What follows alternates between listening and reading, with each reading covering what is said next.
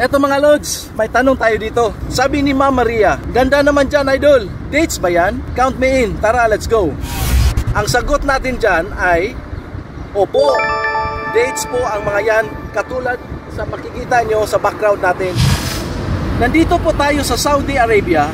Kaya marami kayong makikitang mga tanim kung saan kayo mapunta. Alam nyo mga lods, ang mga benepisyo ng pagkain ng dates ay isa sa pinakamahalagang dahilan kung bakit ang mga ito ay isang perpektong pagpipilian para sa pagpapanatili ng pangkalahatang kalusugan at pagpapahusay ng pang-araw-araw na aktibidad. Salamat sa kanilang mataas na nutritional value at positibong epekto sa digestive system, immunity at kalusugan ng puso. Ang regular na pagkain ng mga ito ay nakakatulong sa pagpapabuti ng pisikal at mental na pagganap at suporta sa kalusugang sexual. Sa makatwid, ang pagsasama ng mga dates sa pang-araw-araw na dieta ay isang mahalagang hakbang tungo sa malusog at balansing buhay. Kaya mga idol, kumain tayo ng mga dates.